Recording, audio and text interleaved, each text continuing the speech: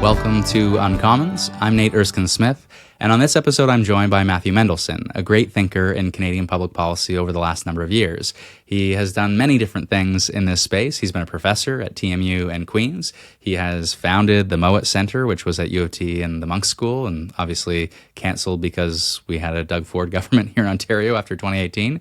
He was the chief architect of the 2015 election platform for the Liberal Party. He led efforts to write and create openness around those ministerial mandate letters out of the 2015 election, and he led the Prime Minister's Results and Delivery Unit from 2016 to 2020.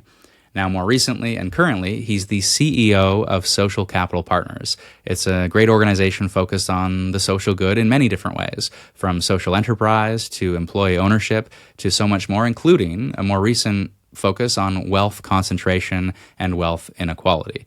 That's a big part of this conversation. We talk about wealth inequality, what we can do about it. We talk about democratic resilience and the connection to a lack of inclusive growth, a lack of equality, and too much concentration in wealth. And we talk about the ability or the inability at times of the federal public service to get big things done. Matthew, thanks so much for joining me. Thank you for having me, Nate. So you and I have come across one another when you were working in the federal government, but you are no longer working in the federal government. You left in 2020. You're still doing very interesting things. And before we get into some conversations about your work in the civil service and your history in politics and in public service, you're now at Social Capital Partners. And the current work of Social Capital Partners is very much focused on wealth concentration, which is an issue that I have a great interest in. So let's start there, and let's start with Social Capital Partners, your role there, and the work that you're doing on wealth inequality. So Social Capital Partners is a not-for-profit that has been focused on impact investing, social enterprise, financial inclusion for over 20 years. Over the last 5 years, we have started to focus on the issue of wealth inequality, wealth concentration, the threat that it represents to democratic stability in democratic societies, the fact that it's not getting nearly enough attention, I think, in the public debate. And we have been focused on very practical solutions. So at Social Capital Partners, we have always been interested in very practical, actionable ideas to push back against earlier time financial inclusion, but now wealth inequality. So we've been leading the work that your government has supported around the creation of employee ownership trusts, making it easier for retiring business owners to sell their businesses to their employees rather than to private equity or to a competitor. And this creates options for business owners, but it allows workers to build state equity pathways to wealth in the businesses that they are working for and building. It also creates more community resilience, that you have small and medium-sized businesses that are being run and owned and with equity and deep roots in the community with the people who work there and live there, rather than being run by multinational global private equity funds out of New York or heaven forbid, Toronto.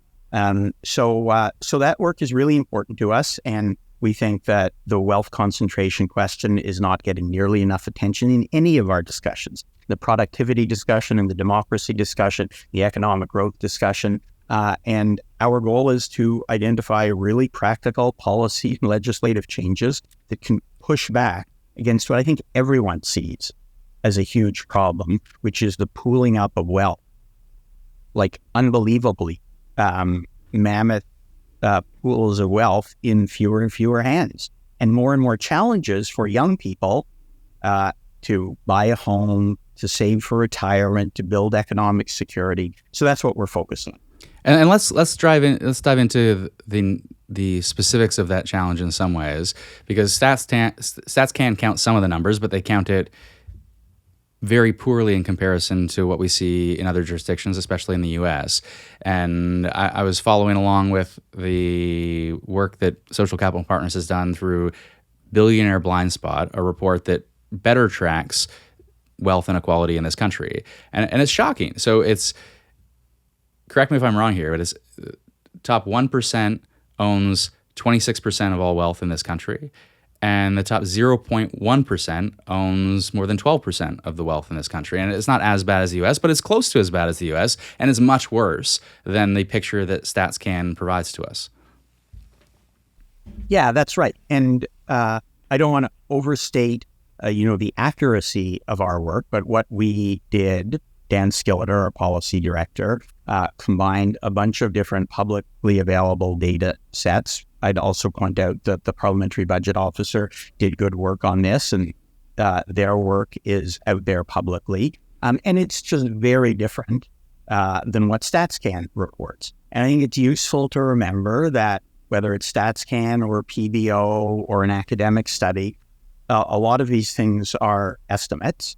Not just on wealth, but on lots of the data that we use publicly. We use it because we need to use something, and it helps us understand the world, but certainly around how one measures wealth, what gets counted, what gets reported. I mean, there's lots of uncertainty and ambiguity there. But the point that you make and that Dan's report highlighted was that StatsCan's numbers are like an extreme outlier in terms of their estimates for wealth concentration. Talking about the top 1% from, our estimates and PBO that hold, say, a quarter of all Canadian wealth, and the top 0.1% holding, 11 or 12% of the wealth. It's an enormous concentration. And while I recognize that StatsCan has some challenges, the U.S. Statistical Agency does a much better job. European agencies do much better jobs.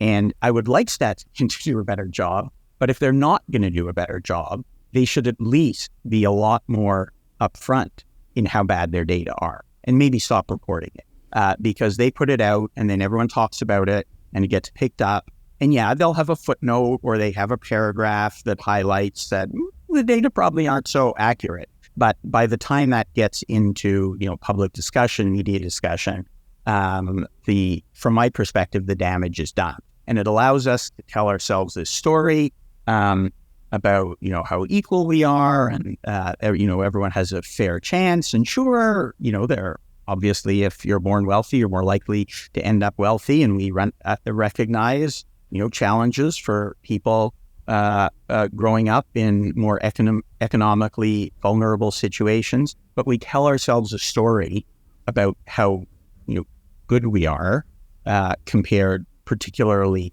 to the United States.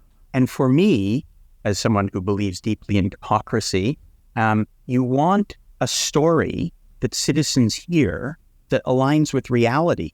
And it just doesn't align with reality. Young people without access to family wealth in Canada today know how difficult it is to save for a home, pay for rent, pay off student debt, forget about saving for retirement. We understand all of these things are huge challenges. And not only the media narrative doesn't highlight these enough, but then there are these StatsCan reports that keep getting picked up that say, no, things aren't so bad after all. And then you have, unfortunately, and you track even over the last 10 years, over this Liberal government's tenure, you have a situation where when we first came into office, there was a conversation around inequality, but it was focused on income inequality. And you had measures focused on addressing that challenge. It wasn't until 2021 in the throne speech that we started to see a small commitment, but a commitment nonetheless, on tackling extreme wealth inequality. Although I would argue we haven't really seen commensurate policy action until fairly recently. And other countries are having a more serious conversation in this regard. I know more about this in part because the OECD has done work on assessing wealth taxation, net wealth taxation around the world, and what works, what doesn't, and assessing effectiveness. There are academics in the US that have done some very serious work. Obviously, Piketty has done some very serious work on this. But in the UK, there was a wealth tax commission that was comprised of a series of experts that put work out. And so I actually, in the last Parliament, put together a motion to address wealth inequality, pulling from that more international literature and expertise. And capital gains taxation is very clearly part of the answer, and we don't really always frame it in that context, even in the course of this debate that we're having. But starting from the point of wealth accumulation, the fact that you've written this, that the benefits from economic growth have increasingly gone to capital rather than workers. Well, what are the solutions? We know we have a problem, so what are the solutions? And net wealth taxation is one answer, and it can be a bit fraught on implementation. And one other answer is to address capital gains taxation and the accumulation of that wealth and the increased concentration of it as a result. Do you think we've sufficiently placed that debate around the recent tax changes within this broader conversation around wealth concentration? So this is something we've talked about for an hour. So that there's so much in what you've just said. I mean, I think that the first thing is, the points you make about, growing wealth concentration during the last decade. To me, these are not a commentary on a failure of any particular government. These are global trends that have been taking place. And as you say, in 2015, as you know, I was involved in writing the Liberal platform in 2015. The Canada Child Benefit and other measures were really focused on income inequality. But over the last number of years, the issue of wealth concentration has become much more important and much more prominent. And I do think where in Canada we are behind is that we have not engaged with this debate nearly as much as, you mentioned Piketty, the European Tax Observatory. There are all kinds of processes going on in European countries and other countries to talk about these issues. I'm not saying they've made lots of progress, and there are lots of problems with a lot of wealth tax proposals, and we're seeing that. But other countries have really, I'd say, engaged in this debate. And in Canada, I really do think that our public discourse, our economic commentary, our established economic think tanks are not engaged with a deep, meaningful, serious, sophisticated debate about what's going on in the economy and what to do about it. And when we talk about these issues, people say, oh, well, you're going to just raise taxes on the wealthy and then you'll have capital flight, and that's going to be a problem, and people are going to take their money to tax havens or to the United States. And all of those things are true. And we can talk about how to tax wealth in the most effective, efficient ways. But there's also a whole series of policy initiatives like employee ownership and others that we can talk about that create more pathways to accumulating wealth and assets and equity for working people. And so, some of the things we're talking about at Social Capital Partners and in a number of stakeholder communities, are how do you get lower cost financing to small and medium-sized businesses in small town and rural Canada, which go to big commercial banks, which are highly concentrated, which have very high interest rates, which think about risk in ways that are often quite difficult for small and medium-sized businesses, Indigenous business owners, Black business owners, to get access to capital. BDC, the Business Development Bank of Canada, in my view, could be doing a much better job getting access to capital and access to financing to small and medium-sized businesses in this country. We have an entrepreneurship problem, but we have an entrepreneurship problem in part because our economy is becoming more and more concentrated. Our economy is becoming more and more concentrated, and our financial institutions are not transparent. So there are a whole bunch of different things that we can be doing in this country through policy tools, not just tax the rich, although we can talk about that. We can talk about how you tax people's third or fourth properties as income. In this country, we have not wanted to take on mom and pop real estate investors. We don't want to take them on for their because we're concerned about their retirement savings. But plenty of mom and pop real estate investors have 6, 7, 8, 9, 10, 12 properties. And those properties are not being taxed appropriately. So there are ways to get at these things through taxation, but there are also ways to get at these things through policy. And I think, unfortunately, in Canada, we have not framed this issue, wealth concentration, wealth inequality, challenges for young and working people to build assets, as an emergency, as a crisis that requires that we need to focus on it.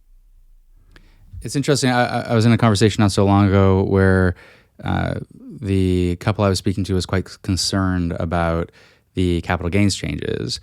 But when placed in the context of the unfairness we see in housing, when placed in the context of the unfairness generally we see on wealth accumulation, and this is one small way to raise revenue in a more fair way, but also to then take that revenue and deliver it to priorities like housing, the objections soften significantly, especially when they learn that we were taking into account small business considerations and entrepreneurial considerations, and that this wasn't about hurting a sense of real entrepreneurship for small business owners. And I think you're right that there are many things. You're talking about broadening the ownership of the economy through things like employee ownership. We could talk about how we're a country of oligopolies, and we need to break up those oligopolies and have much more competition in this country if we care about productivity, for sure, but also if we care about fairness.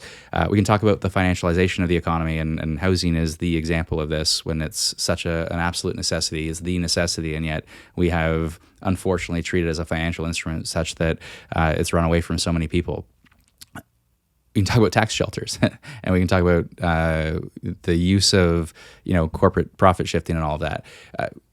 We still, of course, have to talk about taxation, even though it's the very fraught politics as politicians discover, for better and worse. But this conversation around capital gains changes I found really interesting, because when I went down this rabbit hole of net wealth taxation, and my initial instinct had been something more along the lines of what Jagmeet Singh and the NDP had proposed, of this, very high net worth, a small percentage hit every year or so. Implementation is very difficult. Just the assessing the value of all of the of individual wealth can be difficult. It's not to say it's not doable. I've seen others like Gabrielle Zuckman say it's doable and here's how.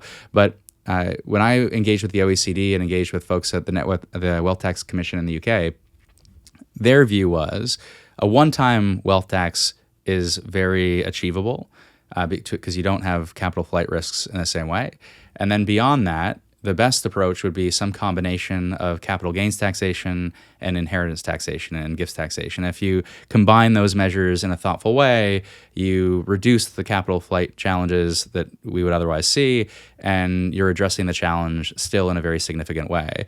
And we, in fits and starts, have talked about this as a generational fairness issue and a taxing very wealthy families and estates issue, but I don't think we've framed it in the context of this broader wealth concentration challenge. There are different ways of approaching this challenge, and here's the most efficient way of doing it. So again, there's a lot there, and I agree with that. I don't want to underestimate the complexity of trying to do wealth tax and the challenges of implementing it and the difficulty in getting it right and fair. All of those things are true, and countries have tried to do it and have been unsuccessful at it. But it does speak to the broader question of our lack in Canada of really sophisticated tax policy debate. So obviously, most people aren't going to be tax experts, but we have a very, very narrow range of people who are to speak on media panels about tax issues. And we need a much broader understanding of tax. We need more capacity. We need more research.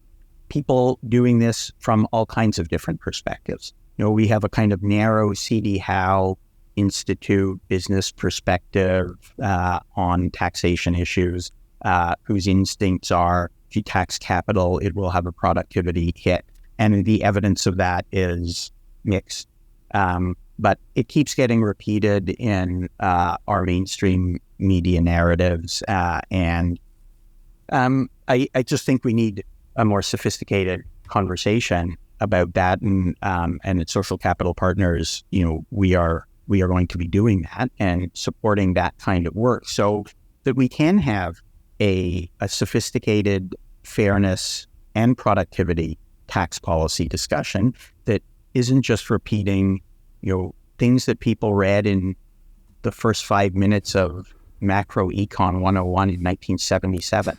Like there's much more sophisticated understanding of how the economy works than what, unfortunately, a lot of our commentators want to repeat and then get repeated in the mainstream media. And there are a whole series of non-orthodox critiques of how economics and finance operate that we're just not talking about in Canada. And they're talking about them way more in other places, because to me, the biggest risk, the biggest emergency is not a productivity emergency that all our mainstream orthodox business lobbyists and Bank of Canada want to talk about. Our biggest crises and emergencies are housing, infrastructure, for those in Toronto recently, the fact that the city gets flooded when it rains, like that's a problem for productivity, and that requires investment. But to me, the biggest emergency and crisis is for young people without family wealth trying to build a stake in society, to build economic security that allows them to go be an entrepreneur, that gives them freedom to fail and make choices and start businesses. So I think we really need to be focused on that issue, because if people lose hope that their democracy is delivering them a fair chance, then we got a real. Well, I want to get to that real problem when we fail to deliver results for people. But before we get to that particular question around resilience in our democracies, you've mentioned fairness and productivity, and sometimes they can be at odds, but on housing, they certainly go hand in hand. And you have written previously, there is growing evidence that more inclusive growth isn't just more equitable, it's also stronger growth, and that fairness and productivity can very much go hand in hand, taking a lens of inclusive growth. I've seen politicians talk about inclusive growth. I was at a talk recently where I asked Mark Carney about this around wealth concentration and what his views on what did he mean by inclusive growth. Canada Child Benefit is an example of how we might tackle inclusive growth as one example of among a variety of different policy instruments. But when you talk about inclusive growth, how do you best explain it so it's not, at some international forum for policy experts to talk about, but people actually feel it? So most of our public debate at the moment, and all of the, the orthodox economic commentators and the business lobbyists are speaking about growth and GDP per capita. We have to increase that. Growth is good. I'm pro-growth. The idea that all growth is created equal is just not true. And the fact that GDP per capita goes up doesn't tell you anything about whether people are doing well, whether the economy is sustainable, whether communities are healthy, whether people are building economic security. GDP per capita going up is fine, but it's just a number. And you have to know the distribution of that GDP, of that economic growth, because if it is creating enormous pools of wealth and depression in other places, that's not good. And I do sometimes draw a comparison with public finances. And when we look at the budget reports on numbers, or budget reports on spending, but we don't do a good job thinking about, is this in the medium term economic interest of communities and working people? Is it in the medium term and long term interest of the environment? If you spend $1 billion, the federal government, if it comes up next budget cycle and a minister comes up and says, I would like to take $1 billion and set it on fire, and you guys all approve that and you vote for it, it's $1 billion spent in the budget, and that's how it's booked in public finances. And if you take $1 billion and invest it in early childhood education, it's also booked as $1 billion. They both look the exact same, but one is an investment, one is inclusive, one is creating medium-term value, and one is obviously doing nothing. That might be an extreme example because I don't think anyone's going to propose that, but it is an example which highlights that we have to look at these things not just in terms of how much they cost or whether it creates growth, but what the sustainable long-term benefits are. I have so many questions about the way to measure government spending, which I will get to later on. But I first want to ask you about the failure to deliver that kind of growth, the failure to ensure that you're bringing more disadvantaged communities along, that you're bringing people along who don't have generational wealth in their own families, that you're making sure that there is opportunity for everyone, that there's we don't use this language as much in politics as we used to, but there is that equality of opportunity that is substantive and real. And if we don't have that equality of opportunity, what are the pitfalls? And you have written that wealth concentration is destabilizing democratic societies, and that authoritarian populists are winning in many places because, in part, the benefits of economic growth have been accruing disproportionately to capital. And so walk me through how you see this inequality challenge, especially around wealth inequality, but the lack of equality of opportunity, how that translates to undermining democratic resilience. That's a great question, Nate, and there's a lot there. And there are some facts that are important to highlight that are part of this discussion. You've indicated some of them, but that the benefits of growth have accrued disproportionately to capital rather than labor over the last 30 or 40 years is undeniable. And so that creates concentration, that creates more and more people who earn more and more of their income, and we'll call it income, could be called different things, from passive investment or even active investment or investing in housing and financialization of housing rather than their labor.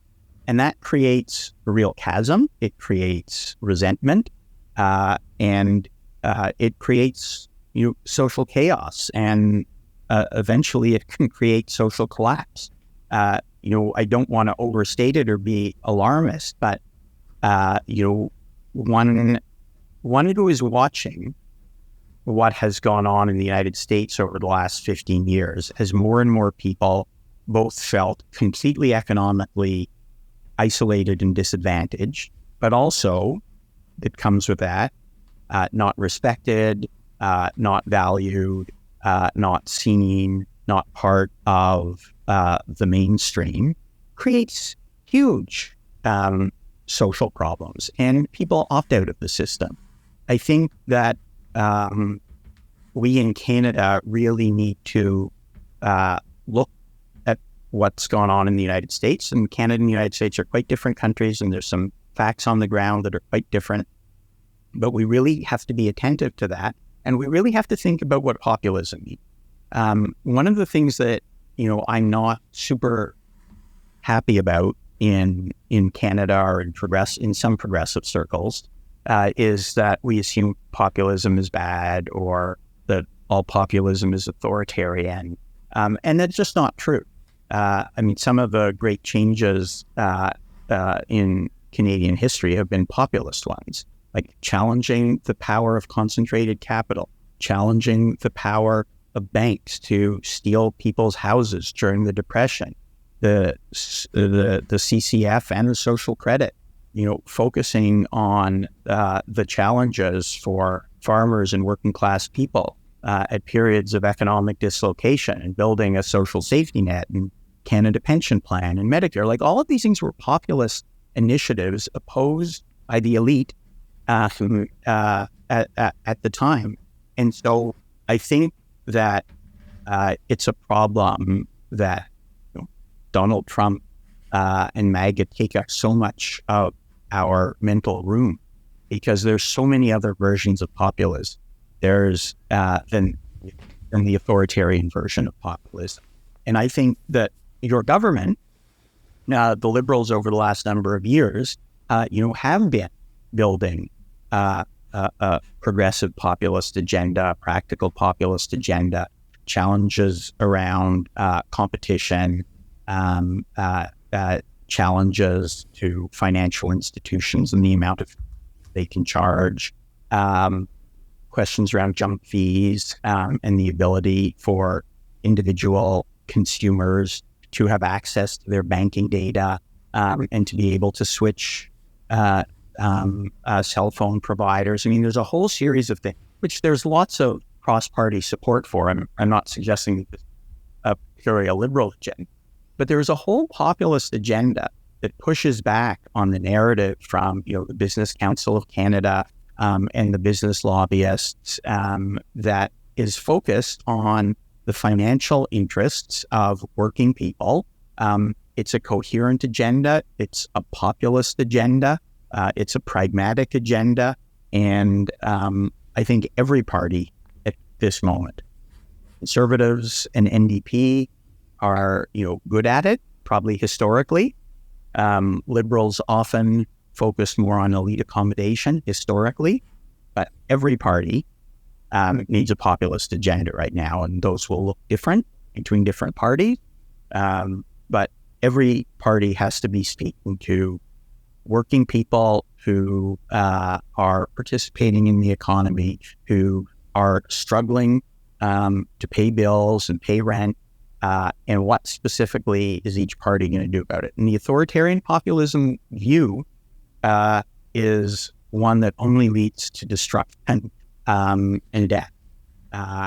And this is another observation that I would make, which is that I think the business community, which spends a lot of time talking about productivity and taxes on capital, and concerned about the capital gains tax, I would love the business community and smart, sensible, thoughtful, sophisticated business leaders to get engaged in the question of democratic resilience and the protection of our democratic institutions. Because, I looked at that Republican convention and the labor leaders there and the business leaders there. They were terrified because it's not good to live in authoritarian. It is not good to live as a business person in a country where there's no rule of law, where the ability of your business to succeed depends on the whims of a party in power. We know this.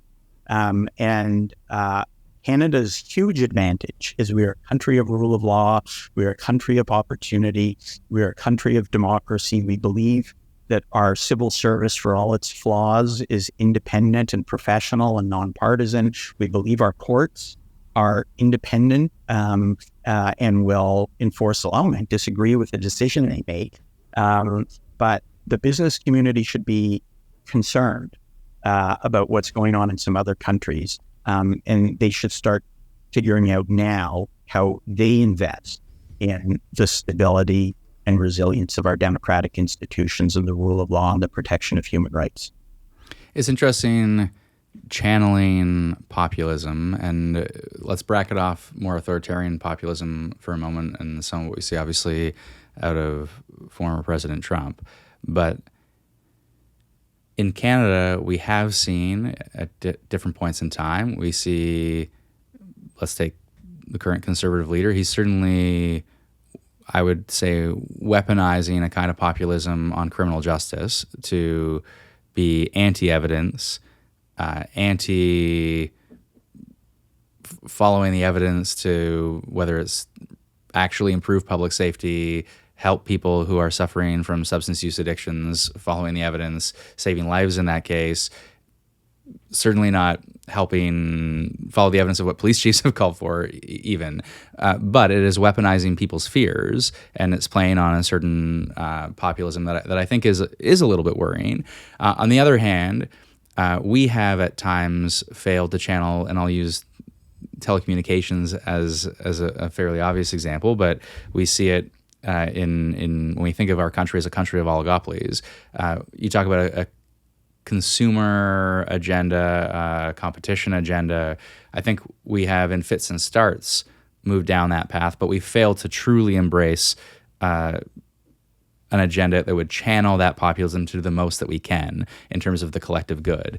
And it can be a challenge sometimes on the tax front, especially because, the benefits of the spending from those capital gains dollars are going to benefit far more people than the taxes impacting, of course. But the level of outrage in the media is outsized because of the ability for certain people to communicate, whether it's the Canadian Medical Association or tech entrepreneurs. But we've done a fair job at times channeling that populism to make some tax changes, whether it was the middle class tax cut when we first got elected and the taxing the 1% a little bit more. It does increasingly become a challenge. There's non-spending populist measures that are easier to channel. On the spending side, part of the challenge, raising revenue, reducing revenue, or reducing spending, I should say, in other places. But you take a tax cut as an example, or a tax expenditure, or a new benefit. If the middle class doesn't feel it, and if the bulk of Canadian society doesn't feel it, if it's like, take the disability benefit or the dental care benefit that we're in the midst of rolling out in two parts, a lot of families are not going to feel that. And it becomes a lot easier to roll it back. And so one of the successes of the Canada Child benefit is it is felt by so many people that it's an impossible policy to get rid of. And I'm glad you were part of plucking it out of the Caledon Institute at the time. Now most of the folks at Maitrey, but you plucked it out of there, and Sherry Torchman and Ken Battle, and you guys made it a reality. That was successful populist politics, channeling a sense of fairness and a sense of income inequality and frustration at it, to say we're going to do something really important that is in the interest of the collective good.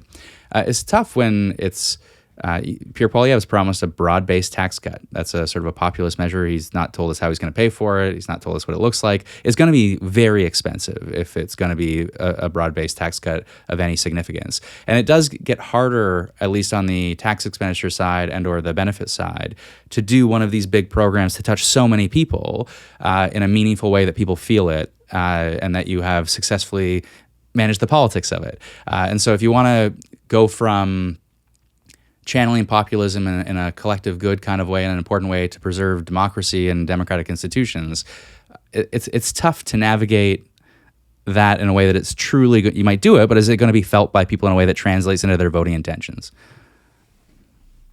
Yeah, I mean, there's a lot there. I do think we need some significant tax reform. So, I look forward to engaging with more specifics. If the Conservatives are making specific proposals, because I mean the Liberal government tried to deal with the question of individuals as corporations incorporating themselves, and there have been some capital gains tax changes now. But there's a lot of change going on in the economy. I mean, one of the stats interesting tidbits is if you look at changes in income over the last 10 or 15 years across cohorts, like the top cohorts are not earning a lot more income now than they did 10 or 15 years ago.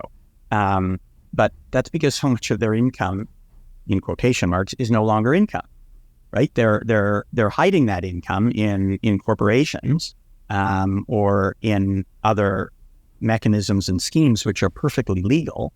But you certainly have, at the top end of the income distribution, a lot more people who are earning quote-unquote income that doesn't count as income and isn't taxed properly. So I think that there are a whole bunch of things that we should be looking at in the tax system. But I would also say, to your question about the government being able to deliver a big program. If there is a good big program to deliver, a party will make a case and they might be able to win that case. And sometimes it takes 30 years. And many of us have talked about early childhood education for a very long time. And eventually a policy window opens up and the right constellation of factors comes up. But I'm always hesitant to conflate, bigger government with more equitable, good results on the ground for people. To me, the reality is, the federal public service has been growing a lot. I haven't looked into the data. I'm sure a lot of that is valuable. Some of it may be less valuable. But the reality is that just growing the federal public service doesn't translate into impact and results and outcomes on the ground in communities. One of my experiences, just an observation, is that the federal public service is far more removed from the day-to-day delivery and understanding of what's going on in communities than provincial or municipal governments would be. And while provincial and municipal governments are usually interested in trying to solve problems, the federal public service is usually more interested in managing processes, delivering programs, but whether those programs have an impact or are achieving their results, those things are less important. And for me, a policy person, for you, a politician, I'm sure every day you think about how can government initiative help solve a problem for a person. That's how we think about the I think, politics and government policy. Whereas I think for federal public service, that is very, very abstract. Obviously, individuals care about that, but the system doesn't try and solve problems. The system tries to manage risk, manage process, create process, and deliver programs, whether they're effective or not. And so, yeah, I do worry that if you're growing the federal public service or increasing tax revenues, some of those may be useful or not in particular cases, more money in Ottawa, can just get absorbed into the ground around Tunney's pasture, like summer rain. Like it just disappears into the ecosystem of Ottawa-Gatineau without ever being felt in Red Deer or beaches or... It's interesting, though. It's interesting pulling the two threads together of capacity and delivery in the civil service and effectiveness, and the effectiveness certainly when you're pointing to outcomes rather than just spending. But it's also interesting to pull both threads, that and also the conversation around wealth concentration, and then to pull them both towards that democratic resilience and that question of trust, because there are many different ways you go about building trust and engendering trust among citizens in your democratic institutions. And one is they feel like there's fairness being delivered, and they feel the benefits of growth, and they feel the benefits of the benefits are shared in some more fair way. And that's really a question around policies and taxes and benefit programs. And my concern there is just how do we make sure they're felt by people in a real way? Because sometimes there can be this huge expenditure, but if it's not felt by people, it's not going to be a lasting policy. But you're exactly right that there's trust in a completely different way. That if someone might feel the benefit from the childcare program, and that's a check mark for the government, and then they go to get their passport renewed and it's another disaster, and they see an influx of temporary residents, especially international students, that are causing major challenges on housing, in an acute way on housing in their small or large community. Things start the Canada is broken narrative, that sort of populist narrative that is trying to tap into a frustration with things, starts to be more successful and starts to break some of that trust. Yeah. Trust is the foundation of democracy. Convention is foundation of democracy, and that's trust in all kinds of ways. That's trust in institution, that's trust in opponents, that's trust in your fellow citizens, that's trust that the rules are fair, that if you're following the rules or working hard, you have a chance to succeed. And there are lots of people right now, mostly our geopolitical enemies, who are working hard to undermine trust. All of this discussion takes place, as we know, against a backdrop of geopolitical conflict, where liberal democratic systems are being challenged by Russia, by China, by others. And the decline of trust or the polarization. There are a lot of reasons why that has happened. Part of why it has happened is that people want it to happen because it is in their interests. Some are just financial charlatans and want to make money exploiting polarization. Some are, active tech firms that are perfectly happy to make billions of dollars driving hate and attention and polarization and anger. But some of it is also, geopolitical rivals that really like the idea that Canadians seem to be fighting with each other more, or that British or Australians or Americans are more divided and don't trust one another. So that trust is being targeted. And we all have to think of ourselves as, I think, national security actors in some way, that we have to be conscious that, what we see is often produced by our enemies who are looking to undermine our society. And it's obviously easy to say that. But I was just reading an article, about Finland, and because of where they are highly attuned to the fact that each and every one of them are national security actors, that each of them is being targeted all of the time by Russian disinformation. Yeah, and digital literacy is part of their education system in a much more serious way, and it's quite interesting. But we could go down a whole rabbit hole on digital literacy and disinformation. What to return though, because of your experience, and you were in the provincial civil service, you played a very senior role in the federal civil service, and part of trust in governments, whatever political stripe, is the ability of the civil service to deliver what citizens need in an efficient and timely way. And on the positive side of the ledger, in my experience, you've got a civil service that really rose to the challenge of the pandemic in not a perfect way, but a multitude of important ways in delivering programs and really breaking out of old habits to get some new programs up and running in a very, very fast way.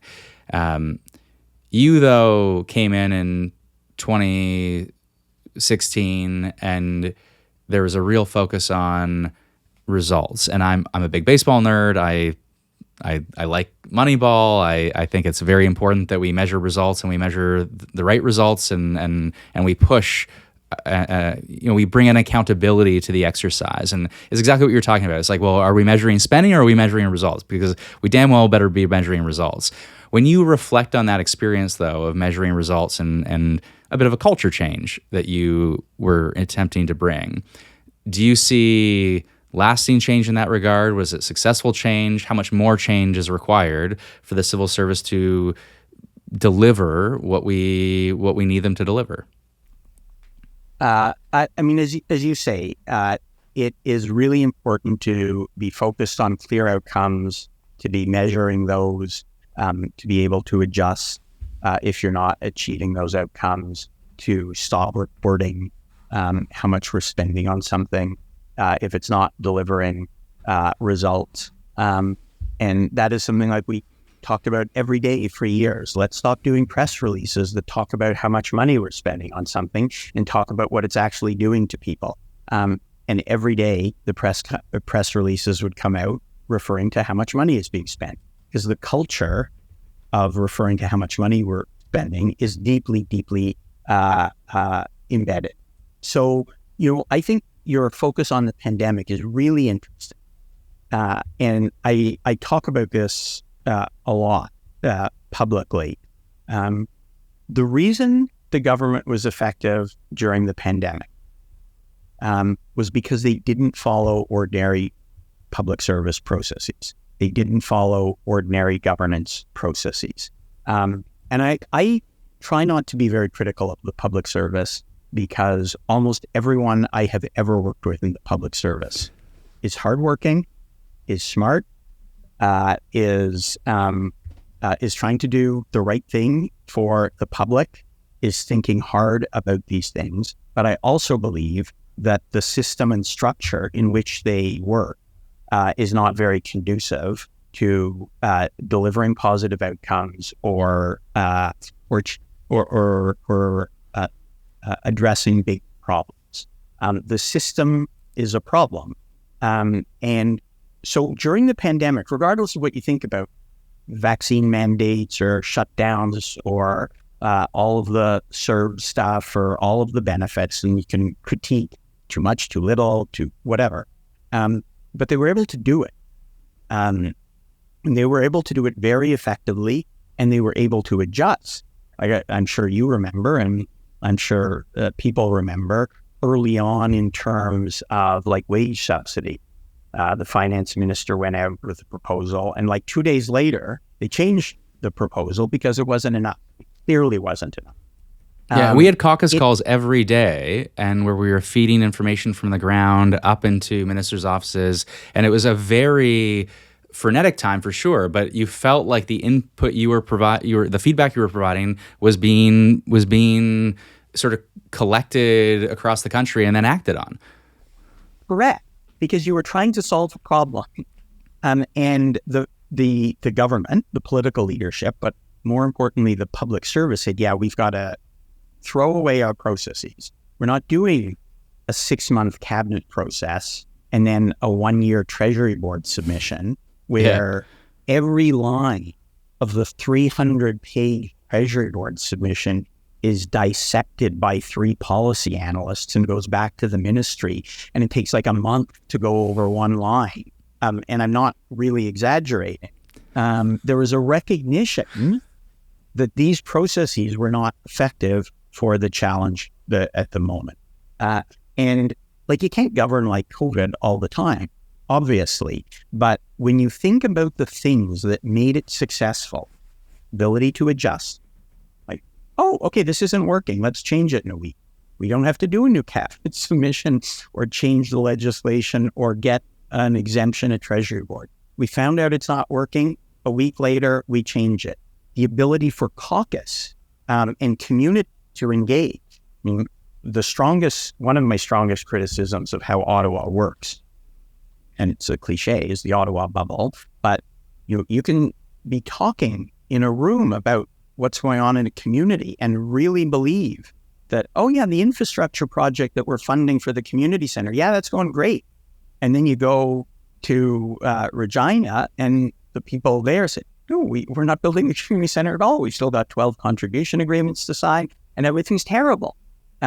So during pandemic, you were feeding in real time to what's going on. You were willing to partner. Government was much more willing to partner with not-for-profits in real time, saying, okay, at food banks and homeless shelters and community centers, okay, let's sign something quickly, and you're delivering benefits. So there were so many, and horizontal, and this connects to your main point, that people knew what they were trying to achieve. Having a really clear goal, we need to keep people's income at a certain level so they can pay the bills. And that could be Indigenous services, that could be Innovate ISED, that could be finance, that could be ESDC. All the ministries have had similar goals, and those goals were clear from the center. Whereas, in normal processes, Natural Resources Canada, Environment Canada could be disagreeing on something, and they could be in working level meetings for a year, wordsmithing a deck, because they don't agree on what they're trying to achieve. And if you don't agree on what you're trying to achieve, a bunch of directors general working on a deck is not going to get you to an outcome.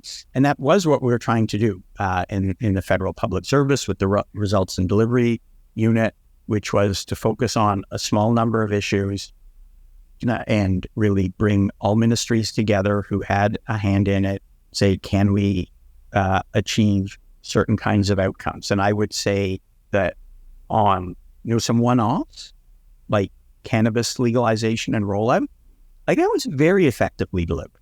And people have criticisms, but I don't think the government gets enough credit for how quickly and effectively we did this enormous transformation that had 1,000 policy issues that no one had thought of If anything, the criticism that I would have on that front, and I would have a few obviously on the rollout, as more of a cannabis consumer than most of my colleagues, but my criticism actually is a second level, which is the review and the ability to act on challenges in the system has been an utter disaster.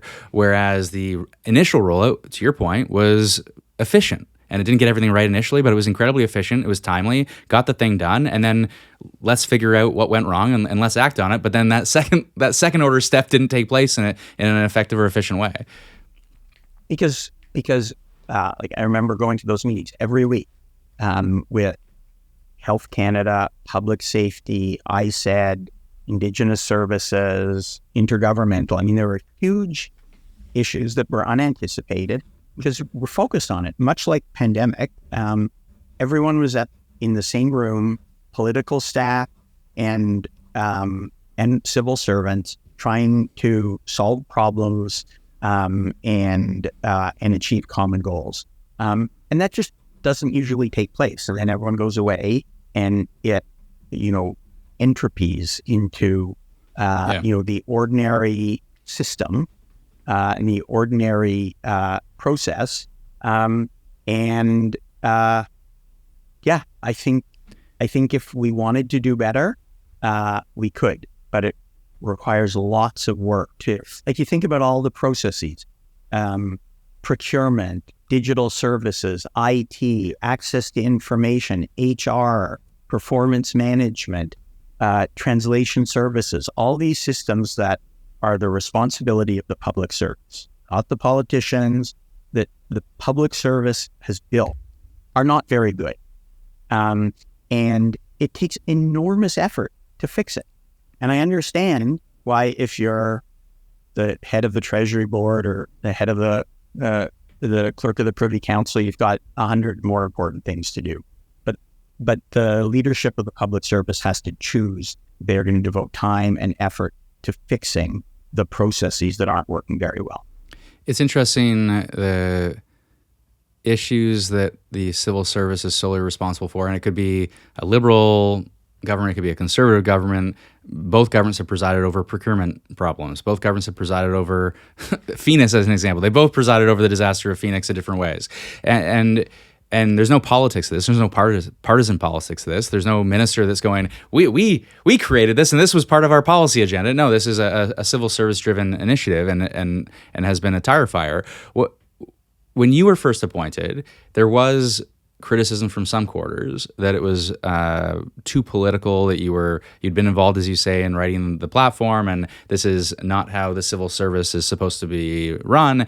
I got to tell you, like, from my perspective, the inability for the civil service to be as responsive as it needs to be to political considerations and to political challenges and political pressures, I think is a flaw as much as it is a feature. And I don't want J.D. Vance to come in and fire all the mid-level civil servants, but I do think having some of your civil service, whether it's yourself, BC actually has more of a political civil service than Ottawa does, but having some understanding of the political pressures to ensure that the programs are going to be responsive to real needs, to make sure that they're responsive to adjusting as necessary, but also just to ensure that, we have to understand we operate in a political environment, and these things are either benefits or liabilities, depending upon how we roll them out. And we should maybe think about the politics as we go about delivering public programs.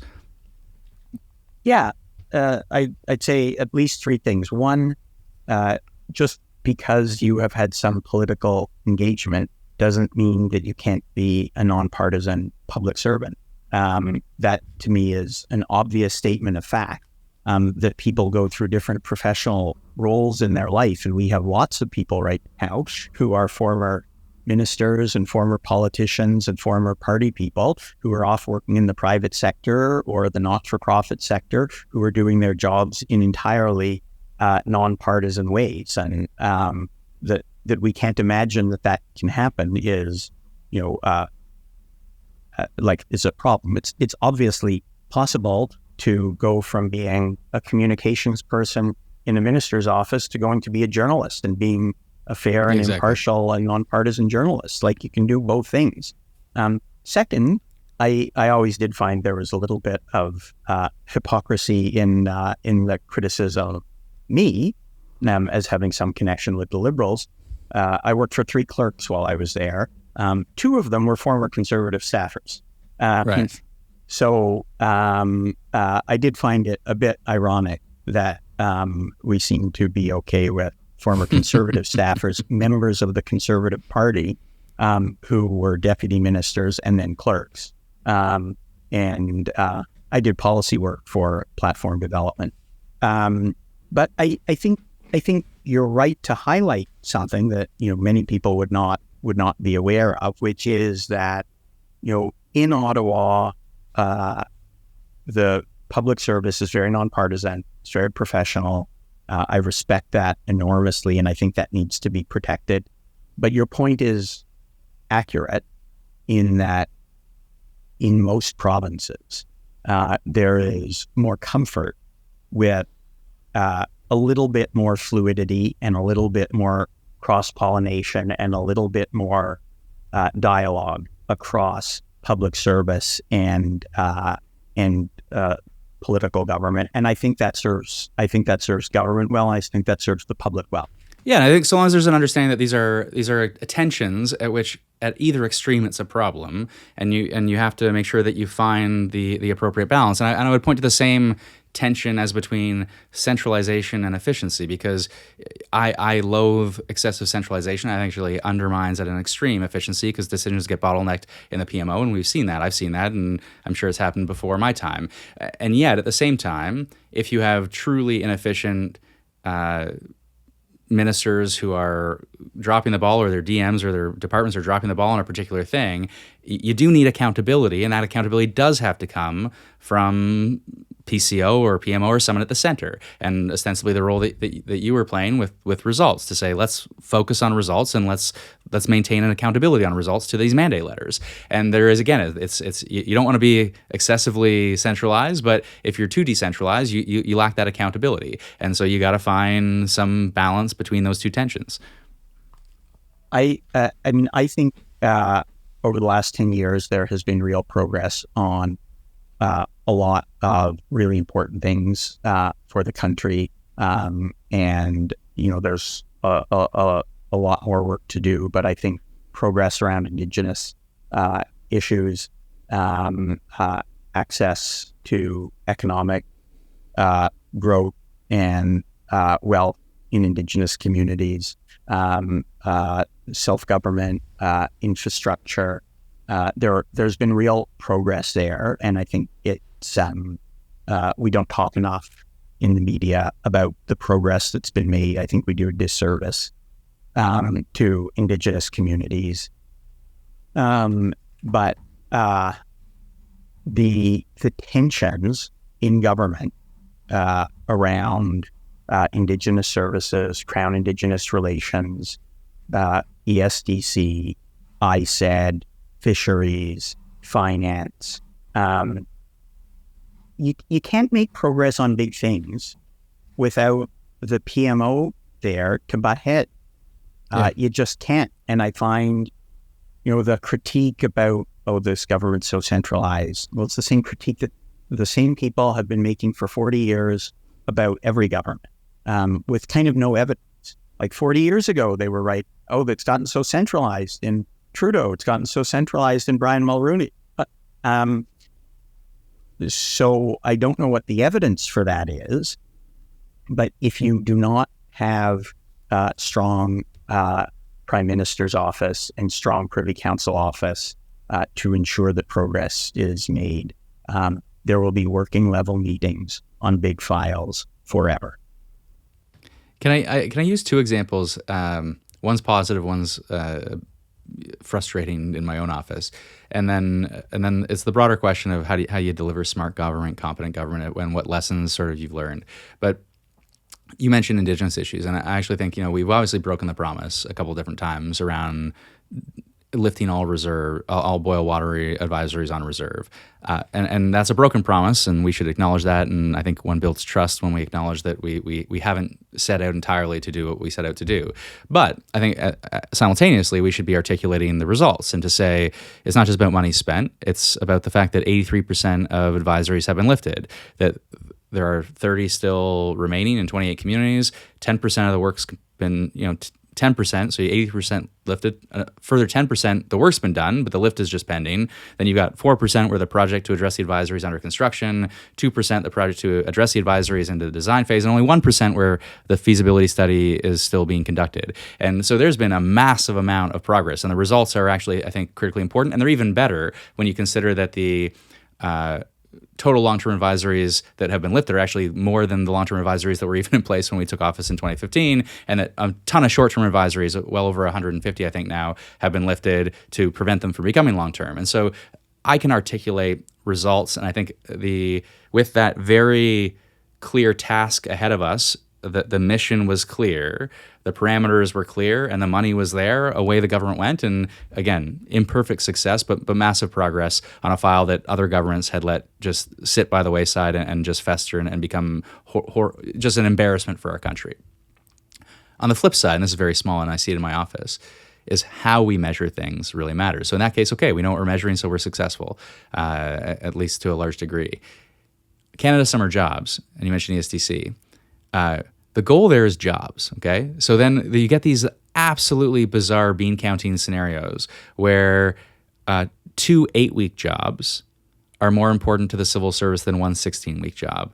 Even though on all other considerations, obviously one 16-week job is better for the individual, better for the organization on training and consistency and everything else. And, a better relationship obviously will develop over that time. And it's not always the case, but almost always the case it will be. it is going to benefit the individual student better or young person better if they've got the 16-week gig. And so we've just bean counted wrong. And this happens all the time. And so when you look at I've run on smart, fair, honest government or competent, compassionate government with integrity. These are the 3 values that I think have to be in government at all times. I want smart representation, fair representation, and honest representation. Those are the 3 things that matter to me. That's what I want. And on the question of competence, and this is trust, this goes back to this question of trust, but if you're going to deliver competent government, it rests on the civil service being able to deliver things and counting, measuring the right things. And so you reflect on your experience there. You were there for 4+ years. What needs to change? What needs to happen? What's your advice if you were sitting down with a room full of DMs today and they were saying, hey, Matthew, how do we make sure we have smarter, more competent government? What needs to change? What's your advice? So I would say to the clerk and the secretary of the Treasury Board that this has to be a priority, that the culture and, more importantly, the processes, structures of decision-making in the federal public service have to change, and they're not going to change without leadership from the very top, and it will take work. And I get that there's a complex world out there, and no one really wants to dig in on this. I think that, as you say, we are not very good at figuring out what to measure or how to count consistently. And this is art and science. It's a discipline. Figuring out, from my perspective, you start with what are we trying to achieve? What problem are we trying to solve? And I have been in so many processes where people start at, okay, what are we going to count and what measures are we going to, first figure out what the problem is that you're trying to solve. And then you can develop more sophisticated and accurate measurement strategy. You need to know what you're going to do if you're not achieving those results. And the boil water advisories is a great example. As you say, did not hit the targets, but the public service responsible for this understood much better what was going on and developed much deeper relationships and communication with affected communities. And they kind of were given license to engage with communities. And that is another thing that we've talked about, but that I would give strong advice to, which is in order to understand whether you're having a positive impact, you have to be engaged with the communities that are being affected. And the instinct in Ottawa is towards secrecy. We'll produce a document, we'll share it very confidentially, we'll put secret on the top, we'll have meetings to talk about it, we'll consult internally, and we'll manage a process internally. And then at some point we'll come out, yes, maybe we'll have a discussion paper or something, but in general, we will come out with the decision that we have arrived at, mostly through secretive internal processes and dialogue. And that is not how you are going to get the most effective policies or programs. And so my advice would be, you have to be much more tolerant of risk, which has a whole bunch of problems with the media environment. But you have to be much more capable and competent and prepared to engage with communities and engage with stakeholders. People talk about consultations all the time, but the ability to really go into communities and understand what's going on in those communities and talk to the people delivering programs, that doesn't happen. It doesn't happen nearly as much. And it's through that deep community level understanding that you develop an understanding of what to measure and how to count and what's most appropriate. Because no person in employment services would say 2 8-week jobs is better than 1 16-week job. And it's only from a lack of engagement and showing what you're going to do and letting people challenge it and say, oh, okay, no, we'll change it. It's only through that process that you can get the right measures. And so that would be my advice, which is to be more open, transparent, engaging, go into communities, know what's going on. Well, I appreciate it, and embracing a culture of risk-taking rather than risk aversion, and encouraging a level of entrepreneurialism in the civil service. I'll leave you with this. Tom McElroy is a constituent of mine. He's one of the co-inventors of the UV index, and he worked for Environment Canada, and he'll talk about in the 1980s, there was this real sense of there was this willingness to be creative and to have a sense of public imagination.